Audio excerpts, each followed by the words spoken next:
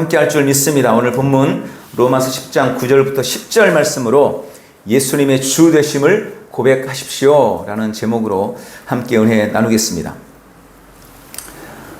성경이 말씀하고 있는 이 믿음의 힘은 우리가 무엇을 상상하든 그 이상이라는 것을 우리는 알아야 합니다. 그리고 우리는 그 믿음을 이미 우리 안에 간직하고 있습니다. 이미 우리는 믿음을 소유하고 있습니다. 그런데 의외로 그리고 너무나 많은 성도들이, 많은 그리스도인들이 그 믿음이 주는 초자연적인 은혜와 능력을 삶에 나타내지를 못하고 있습니다.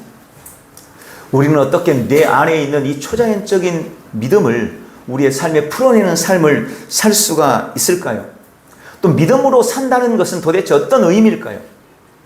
교회 다니고 있는 것, 예배당에 와서 함께 예배하고 있는 이것으로 우리는 우리의 믿음을 온전히 증명해내고 그것이 과연 믿는다는 의미를 완전히 대변하는 걸까요? 그것이 믿음으로 산다는 의미일까요?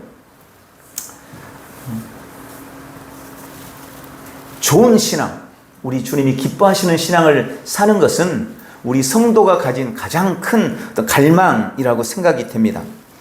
앞으로 몇 주간 동안 이런 부분에 대해서 함께 은혜를 나누면서 우리의 삶의 자리에서 우리가 우리의 믿음을 어떻게 풀어낼 것인가, 어떻게 우리가 믿음으로 살아낼 것인가 하는 부분에 대해서 함께 은혜를 나누려고 합니다. 결론적으로 핵심적인 부분을 먼저 말씀을 드린다면 우리가 우리의 삶에 우리의 믿음을 풀어내는 핵심 키는 우리 입의 고백에 달려 있다는 것입니다. 우리는 우리의 말, 우리의 입의 고백을 통해서 내가 가진 초자연적인 믿음을 우리의 삶에 풀어내는 삶을 살게 되는 것입니다. 우리 신앙의 성패, 믿음으로 사는 데 있어서 가장 핵심은 어떻게 말하는가, 바르게 고백하는 데 있다는 것을 믿으시기 바랍니다. 요한복음 16장에 보면 예수님께서 성령님의 오심에 대해서 설명을 하시면서 성령님께서 오셔서 죄인들을 책망하시는 단 한 가지의 죄에 대해서 말씀하고 있는 것을 보게 됩니다. 요한복음 16장 7절부터 9절까지의 말씀에 보면 그러나 내가 너희에게 실상을 말하노라. 내가 떠나는 것이 너희에게 유익이라. 내가 떠나가지 아니하면 보혜사가 성령님이 너희에게로 오시지 아니할 것이요 가면 내가 그를 너희에게로 보내리니 그가 와서 죄에 대하여 의하면 죄를 다 회개하고 다 고백한 다음에 교회에 와야 돼 라고 말합니다. 여러분, 그래서는 안 됩니다. 그렇지 않습니다. 우리가 다른 사람의 죄를 지적하면서 다 회개하고 예수 믿으라고 말하는 것은 정말 어리석은 일임을 알아야 합니다. 그리고 실제로 사람이 구원받기 위해서 뭔가를 그만두거나 혹은 지은 죄를 회개할 필요가 없습니다. 다시 한번요. 우리가 구원받기 위해서, 사람이 구원받기 위해서 내가 뭔가를 그만둬야 되거나 혹은 지은 모든 죄를 회개할 필요가 없습니다. 이 말이 이상하게 들리지 않으셔야 합니다. 여러분, 언제나 믿음의 핵심은 아까도 말씀드린 것처럼 고백에 있다고 말씀드렸습니다.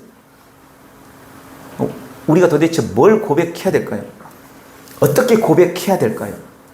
어떤 게 믿음을 표현하는 것일까요?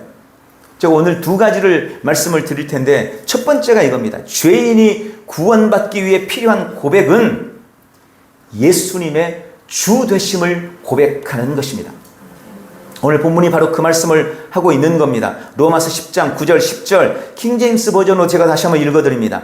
네가 네 입으로 예수를 주로 시인하며 또 하나님께서 그를 죽은 자 가운데서 살리신 것을 네 마음에 믿으면 구원을 받으리라. 이는 사람이 마음으로 믿어 의에 이르고 입으로 고백하여 구원에 이르기 때문이다. 사람이 어떻게 구원받습니까? 마음으로 믿고 그것을 입으로 고백함으로 구원을 받는 겁니다. 그럼 뭘 믿고 뭘 고백해야 됩니까? 예수님의 주 되심을 믿고 예수님의 주 되심을 고백하는 것입니다. 여러분, 예수님을 주님이라고 고백하는 것, 이것이 죄인이 해야 할 유일한 참된 고백입니다. 이 사실을 분명히 믿으시기 바랍니다. 하나님이 보실 때 사람들이 가진 유일한 죄는 그들이 구원자이신 예수님을 거절하고 있는 것입니다. 그래서 하나님께서는 우리에게 예수 그리스도의 주 되심을 고백하라고 말씀하십니다. 예수님의 주 되심을 고백하는 것, 이것이 복음의 핵심입니다. 우리 마음의 믿음은 반드시 우리의 말로 표현되어져야 하고 반드시 우리의 말로 고백되어져야 합니다. 그리고 고백은 우리 자신을 향한 것일 뿐만 아니라 주변의 세상을 향한 것이기도 합니다. 저는 이 예수님의 주 되심을 고백한다는 의미를 세 가지로 묵상을 했습니다. 첫 번째, 예수님의 주 되심을 고백한다는 것은 나의 주인이 이제 내가 아니라 예수님이라고 스스로 자신에게 말하는 것입니다. 이제 내 주인이 바뀌었다고 나에게 선언하는 것입니다. 여러분, 예수님을 고백하는 이 고백을 통해서 실제로 예수님이 내 인생의 주인이 되어주시는 거예요. 내가 이렇게 고백할 때 진짜 예수님이 내 삶의 주인이 되십니다. 진짜 예수님이 내 인생의 주가 되시는 거예요. 고백하지 않으면 절대 주님은 내 인생의 주인이 되실 수가 없는 것입니다. 내가 예수님이 내 인생의 주님이십니다 라고 고백할 때 실제로 주님이 내 삶의 주님이 되어주시고 나는 주님의 소유가 되어지는 것입니다. 두 번째로 예수님의 주되심을 고백한다는 말은 다른 사람들과 세상 그리고 사탄 마귀에게 나의 신분과 나의 위치를 규정하는 것입니다. 나는 이제 새로운 피조물이 되었고 어제 내가 아니라고 선언하는 것입니다. 나는 이제 세상과 결별했고 나는 세상과 단절했으며 나는 온전히 주님께 속해 있음을 세상에 그리고 사탄 마귀에게 선포하는 것입니다. 이제 예수님이 나의 주님이시다. 그러므로 사탄 마귀야, 이제 너는 나와 아무 상관이 없다. 너는 내 인생에 어떤 권한도 없다. 나의 주님은 오직 주님이시다 라고 고백하는 것이 예수님의 주 되심을 고백하는 것입니다. 세 번째, 예수님의 주 되심을 고백한다는 의미는 나는 이제 예수님의 감독과 예수님의 돌봄과 예수님의 보호 아래에 있다고 선포하는 것입니다. 예수님의 주 되심을 고백함으로 나는 이제 내가 사는 것이 아니며 그리스도께서 내 안에 살고 나는 그리스도로 말미암아 살아가며 내 삶은 주님의 은혜와 사랑의 표현이요 사랑의 증거라고 선언하는 것입니다. 이것이 예수님의 주 되심을 고백하는 것입니다. 그리고 이렇게 고백할 때 구원이 임합니다. 여러분, 고백하기 전에는요 절대 구원이 임하지 않습니다. 절대 구원 받을 수 없습니다. 사람이 마음으로 믿어 의에 이루고 입으로 고백하여 구원에 이르기 때문이다. 우리 주님이 분명히 말씀합니다. 마음으로 믿을 때 의에 이르고 입술로 그 마음의 고백이 마음의 믿음이 선언되고 선포될 때 고백될 때 그때 구원이 임한다고 분명하게 말씀하고 있습니다. 마음에 믿었으면 반드시 입으로 고백해야 하는 것입니다. 입술의 고백이 믿음의 완성이고 그때 구원이 임한다는 것을 기억하시기 바랍니다. 사람들은 내 안에서 뭔가 구원이 느껴지고 내 안에 있는 영생이 느껴지면 그래서 뭔가 마음에 감동이 되면 그때 내가 예수님이 나의 주님이라고 고백할 수 있는 것 아니냐고 생각합니다. 그러나 그렇지 않습니다. 오히려 반대입니다. 여러분, 내가 가지고 있지도 않은데 어떻게 그게 내 안에서 느껴지겠어요? 내 안에 없는데 어떻게 내 안에서 그걸 찾겠냐고요. 내가 고백할 때 그게 내 안에 들어오는데 내가 시행할 때 내가 선언할 때 그때 내가 구원을 받는데 아직 고백도 안 해놓고는 내 안에 구원이 있기를 기대하고 있는 것은 그게 오히려 이상한 겁니다. 구원 받지도 못했는데 무슨 구원의 확신이 있기를 기대하겠느냐는 거예요. 마음으로 믿고 입으로 고백할 때 구원을 받습니다. 고백하기 전까지는 절대 구원받을 수 없습니다. 그래서 제가 전도를 하거나 혹은 사람들을 만날 때 늘 하는 말이 있어요. 믿음은 선택이라는 것입니다. 여러분, 믿음은 선택이에요. 전에는 우리에게 선택권이 없었습니다. 그냥 나면서부터 태어나면서부터 우리는 그냥 지옥행 기차를 탈 수밖에 없었어요. 그냥 지옥행 기차를 타고 태어나는 거예요. 그게 모든 사람에게 처해 있었던 상황이었습니다. 그런데 하나님께서 예수님을 이 땅에 보내시고 예수님이 구속을 이루심으로 말미암아 이제 천국행 기차라는 새로운 선택지가 주어진 겁니다. 이게 엄청난 은혜인 거예요. 그냥 지옥으로 가는 기차 하나밖에 없었고 모든 사람이 그 기차를 탔는데 이제 주님께서 그 옆에다가 천국행 기차를 하나를 마련해 놓으신 거예요. 그리고 우리에게 선택하라고 하시는 겁니다. 너 그냥 왔던 길로 쭉 가면 지옥행 기차를 타는 거야. 그런데 내가 널 위해 새롭고 산 길을 열어놨어. 내가 너를 위해 새로운 기차를 마련해놨어. 네가 만약 예수님을 주로 시인한다면, 네가 만약 마음으로 믿고 예수님이 네 인생의 주님이라고 고백한다면 너는 그 천국행 기차를 타는 거야. 바로 이 말이에요. 믿음은 언제나 우리에게 선택을 요구하는 것입니다. 마태복음 10장 32절 33절 이렇게 말씀합니다. 누구든지 사람 앞에서 나를 시인하면 나도 하늘에 계신 내 아버지 앞에서 그를 시인할 것이요, 누구든지 사람 앞에서 나를 부인하면 나도 하늘에 계신 내 아버지 앞에서 그를 부인하리라. 여러분, 여기 시인한다는 말은 고백한다는 말이에요. 그렇다고 말하는 것입니다. 부인한다는 것은 꼭 베드로처럼 난 그런 사람 몰라요 라고 말하지 않아도 주님이 내 인생의 주님이라고 고백하지 않는다면 그것은 곧 부인하는 것입니다. 여러분, 침묵하고 있는 것도 부인하는 것이라는 것을 아셔야 돼요. 침묵하고 있는 것도 부인하는 것입니다.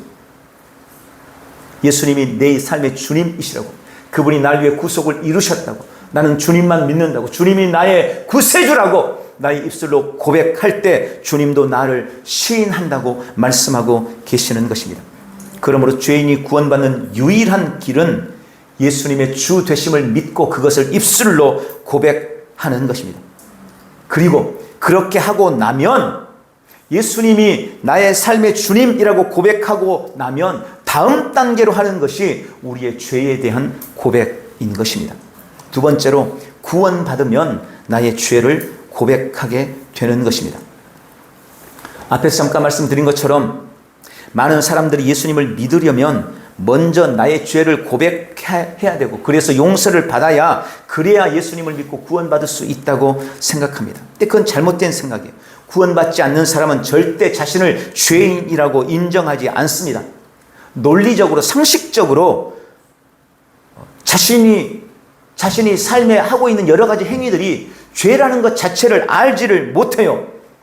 내가 죄인인지 모르는데 어떻게 자신을 죄인이라고 고백하겠어요? 예수님을 믿어야만 내가 했던 것들이, 내가 걸었던 걸음이, 나의 삶이 얼마나 잘못되었는지, 그것이 하나님 앞에서 얼마나 큰 죄인지 그때 비로소 깨달을 수가 있는 것입니다. 예수님을 믿고 구원받고 보니 나의 지난 삶이 얼마나 죄악된 삶이었는지, 내가 얼마나 큰 죄인이었는지 그때 발견하게 되고, 그때 비로소 내 안에서 통회가 나오는 거예요. 창자가 끊어지는 것 같은 그런 애통함이 나오는 거예요. 자신의 모습을 들여다보고 진짜 처절하게 주님 앞에 고백하고 회개할 수 있게 되는 것입니다. 그런 엄청난 죄인을, 이런 죄인을 살려주신 주님의 은혜에 대해서 감사한다고 하나님 앞에 감사로 나갈 수가 있는 것입니다. 여러분, 이 과정이 반드시 있습니다. 구원받으면요, 이 과정이 반드시 있어요. 그 전에는 내가 나 자신을 죄인이라고 인정하지 않았는데 예수님을 믿고 주님을 내 인생의 주님이라고 고백하고 나면 이상하게 내 안에서 내가 지은 죄들이 새록새록 떠오르고, 그게 잘못된 것이었구나, 그게 죄였구나, 이걸 발견하게 되는 거예요. 성령님께서 나를 조명하실 때 나는 나의 속에 있었던 옛 죄들을 발견하게 되고, 그래서 통회가 나오는 겁니다. 여러분, 이 과정이 반드시 있습니다. 어떤 사람은 이 과정이 며칠이 되기도 하고, 어떤 사람은 이 과정이 몇 달이 되기도 해요. 정말 그 전에는 까맣게 잊고 있었던 것들까지 다 주님이 생각나게 하십니다. 그렇게 해서 통회의 과정을 거치는 거예요. 반드시 이 과정이 있습니다. 그런데 여러분, 왜 주님이 이 과정을 우리에게 거치게 하실까요? 저는 그 이유를 하나님께서 우리의 마음과 심령을 정화시키는 과정이라고 믿습니다. 이미 예수님을 내가 믿음으로 고백할 때 나의 모든 죄는 이미 사함을 받아버렸어요. 그럼에도 불구하고 이런 통회의 과정을 주님이 거치게 하는 것은, 베드로가 예수님을 3번 부인했잖아요. 부활하신 예수님을 만났을 때 베드로는 그 주님을 믿었어요. 그래서 이미 그의 죄는 씻겼습니다. 그럼에도 불구하고 예수님이 베드로에게 묻습니다. 베드로야, 네가 이 사람들보다 나를 더 사랑하느냐? 그때 베드로가 지난 잘못을 떠올리고 주 앞에 고백했습니다. 주님, 내가 주님을 사랑하는지 주께서 아십니다. 그런데 좀 이따 주님이 또 물으시는 거예요. 베드로야, 네가 이 사람들보다 나를 더 사랑하느냐? 베드로가 마음속에, 아니 아까 좀 전에 주님이 물으셨는데 왜 다시 물으실까? 그러지 않았겠어요? 그러면서 주님은 베드로는 애타는 마음을 가지고, 주님, 내가 주님 사랑하는지 주님이 아십니다. 근데 잠시 후에 주님이 또 물으세요. 베드로야, 네가 이 사람들보다 나를 더 사랑하느냐? 그때 성경에 보면 베드로가 근심하면서 주 앞에 고백합니다. 주님, 내가 주님을 사랑하는지 주께서 아십니다. 여러분, 왜 주님이 베드로에게 3번의 질문을 던졌고 3번의 회개를 요구하셨을까요?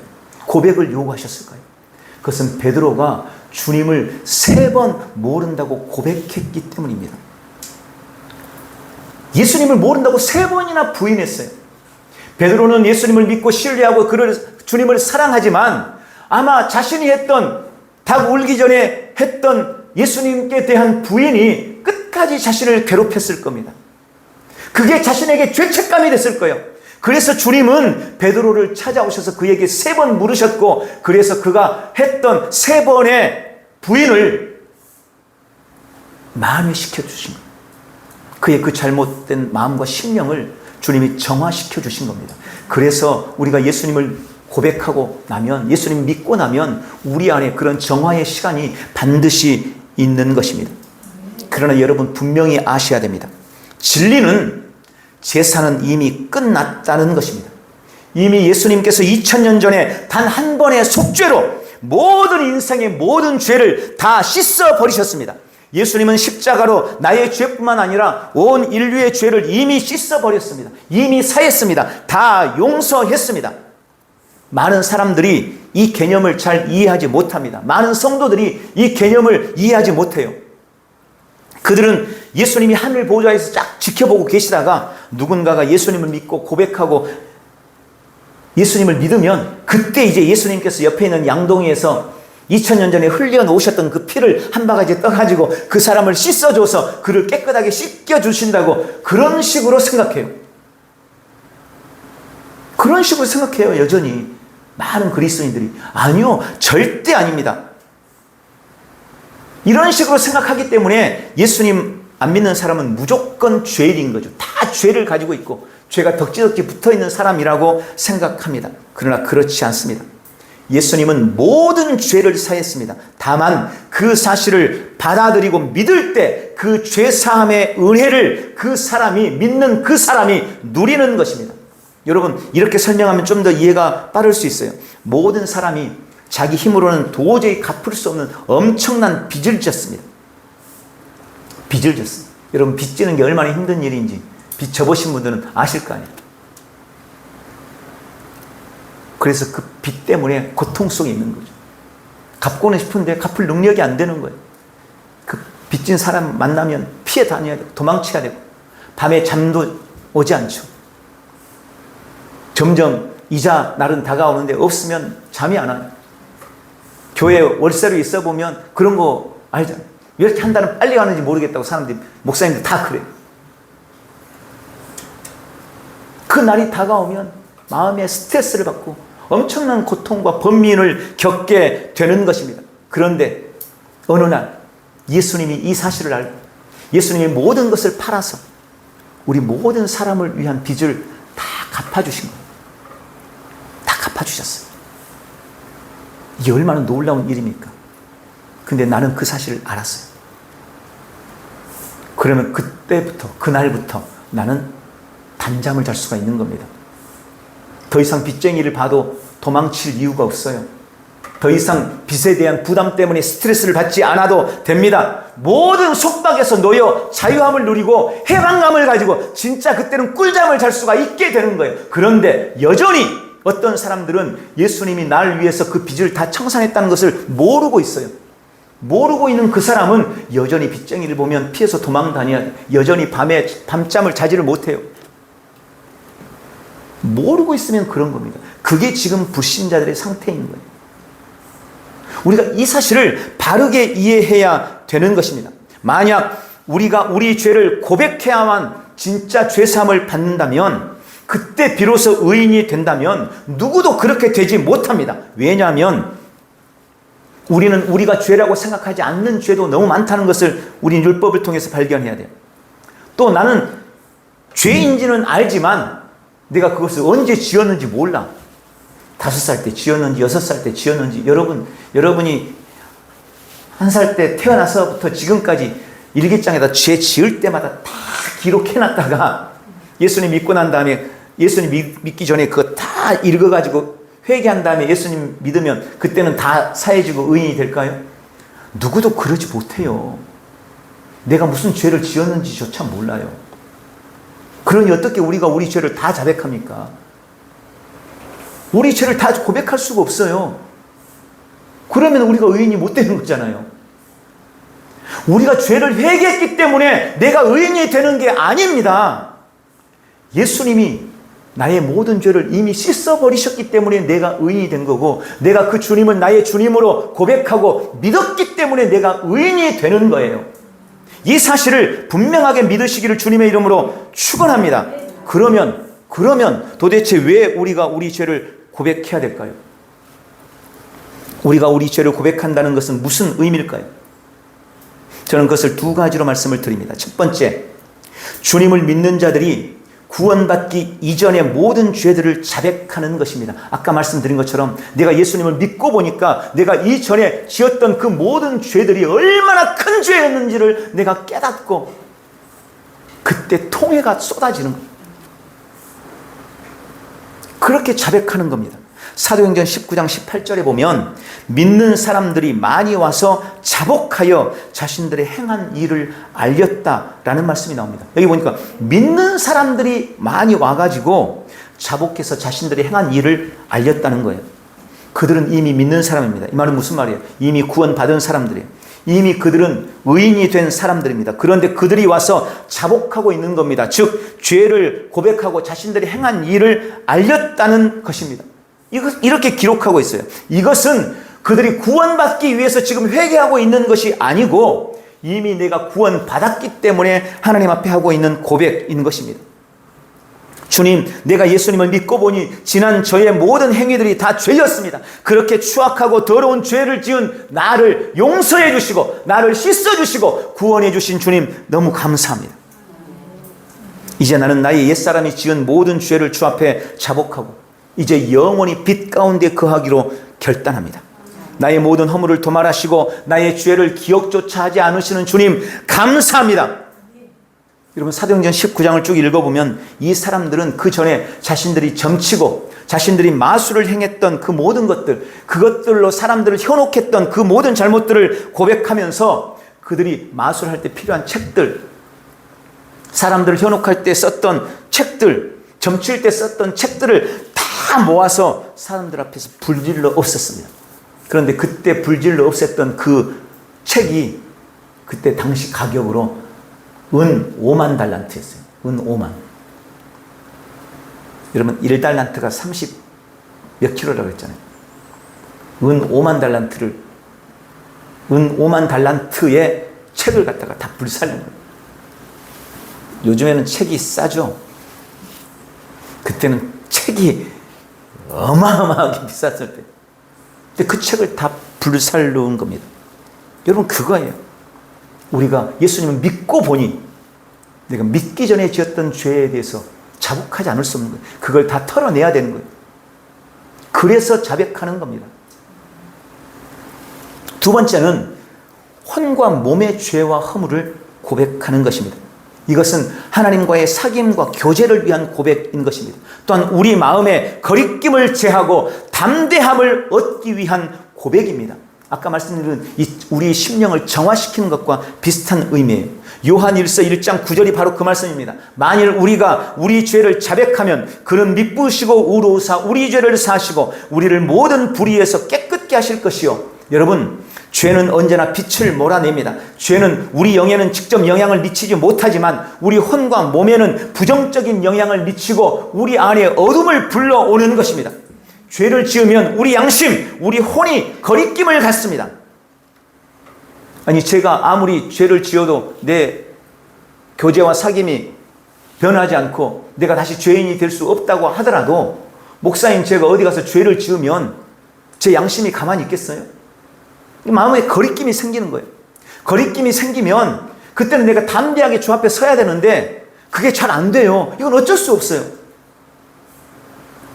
그래서 이 혼과 몸의 죄, 이것을 지을 때마다 내가 자백함으로 하나님의 사귐, 하나님과의 교제에 문제가 생기지 않도록 만들고 내 양심의 거리낌을 제하기 위해서 이렇게 죄를 자백하라고 말씀하고 있는 것입니다.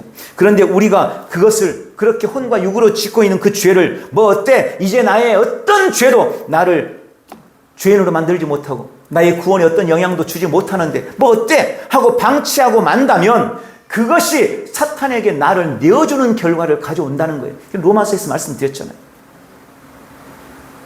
내가 무엇에 순종하든지 그 순종함을 받은 자의 종이 되는 거예요. 아니, 내 영이 구원받았다고 여러분의 혼과 몸을 마귀에게 종으로 내주고 싶습니까? 그래서는 안 되는 거잖아요. 그래서 우리가 혼과 몸으로 지은 죄에 대해서도 사함, 주 앞에 고백함으로 사함을 받는 것입니다. 이런 고백을 통해 우리는 우리의 의로움을 확증할 수가 있는 것입니다. 그러나 그럼에도 불구하고 우리가 분명히 알아야 될 것은, 그것은 우리가 한 번 죄를 자백하면 또 우리가 한 번 죄를 용서받았기 때문에 하나님은 우리를 용서해 주시고 그 죄를 잊어버리시고 다시는 기억하지 않는다는 것입니다. 이사야서 43장 25절에 나 곧 나는 나를 위하여 네 허물을 도말하는 자니 네 죄를 기억하지 아니하리라. 이건 구약에도 이렇게 주님이 말씀하셨어요. 히브리서 8장 12절, 히브리서 신약성경 히브리 8장 12절, 내가 그들의 불의를 긍휼히 여기고 그들의 죄를 다시 기억하지 아니하리라. 여러분, 주님께서 다시는 나의 어떤 죄도 기억하지 않는다고 말씀하신다면 내가 왜 나의 죄를 기억하겠습니까? 내 안의 죄를 계속해서 기억하게 만들고 떠올리게 만드는 분은 하나님이 아니십니다. 이미 용서받은 죄를 떠올리게 하는 것은 하나님이 아니라 그 죄를 통해서 나를 장악하고 나를 지배하고 나를 이용하려고 하는 사탄 마귀라는 것을 기억하시기 바랍니다. 내가 용서를 빌었어요. 근데 다음날 또 기도하려고 보면 또 그게 생각이 나가지고 또 용서를 빌고 앉아있어. 그 다음날도 또 용서를 빌고 앉아있어. 여러분, 이건 정말 어리석은 거예요. 주님이 우리의 죄를 생각나게 하신다고 우리는 자꾸 착각합니다. 아, 성령님이 나한테 지금 죄를 생각나게 했어. 그런데 내가 이미 용서를 받은 죄, 이미 내가 회개한 죄, 그럼에도 불구하고 그 죄를 계속 떠올리게 만들어서 나를 정죄하고 있다면 그것은 하나님이 하시는 일이 아니고 사탄 마귀의 정죄라는 것을 믿으시기 바랍니다. 많은 사람들이 바로 이 일에 실패합니다. 하나님이 나를 용서했다면 나도 나를 용서해야 되는데 사람들이 그러지 못해요. 그래서 이것에 실패합니다. 그리고 더군다나 많은 설교자들이 도리어 성도들을 죄인이라고 부르면서 계속 그들의 죄를 드러내고 떠올리게 만들어요. 지난주에도 와가지고 죄인이라고 그러더니 이번 주에도 와가지고 또 죄인이래. 계속 죄인이라고 정죄만 해요. 강단에서. 여러분, 이건 결코 옳은 일이 아닙니다. 이미 회개했다면 우리는 이미 주 안에서 정결하게, 예수님도 기억하지 않는 그 죄를 하나님도 기억하지 않는 그 죄를 내가 스스로 떠올리면서 기억하는 것은 이건 말이 안 되는 거죠. 그것은 스스로에게 믿음을 강탈하는 것입니다. 나의 믿음을 내가 스스로 빼앗고 있는 것입니다. 그것은 절대 하나님의 뜻이 아닙니다. 주님은 우리가 예수님의 속량을 믿고 영원히 자유하기를 원하십니다.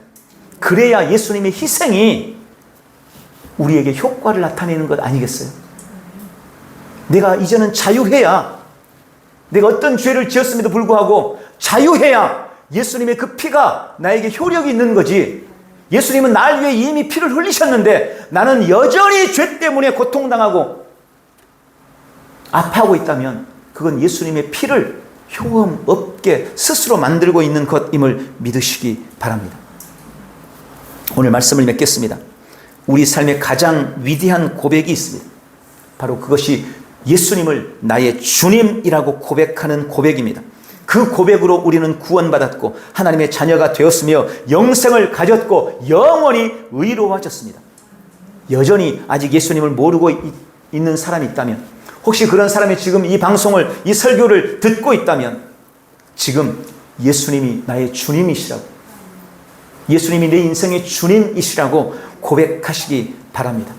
믿음은 선택이며 이 한 번의 고백이 나에게 영원한 생명을 준다는 것을 믿으시기 바랍니다.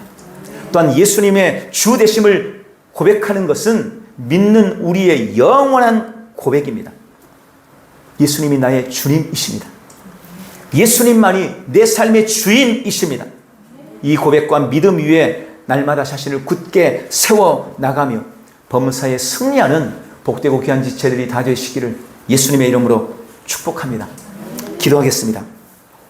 사랑하는 주님, 입술의 고백을 통해 나의 믿음이 역사한다는 진리를 계시하시니 감사합니다. 나는 예수님의 주되심을 고백함으로 영원히 구원받고 하나님의 자녀가 되었습니다. 나는 내 인생의 주인이 예수님이심을 선언합니다. 나는 오직 주님의 것입니다. 나는 세상과 사탄 마귀와의 단절과 결별을 믿음으로 선포합니다. 그것들은 더 이상 내 삶에 어떤 영향력도 미치지 못할 것입니다. 내 삶은 하나님의 사랑과 은혜의 표현이며 우리 주님의 신실하심의 증거입니다. 오늘도 나는 내 입의 고백으로 내 안에 초자연적인 믿음을 풀어내고 믿음의 능력과 힘을 우리의 온 삶에 누리겠습니다. 예수님의 이름으로 기도합니다. 아멘. 우리 다 같이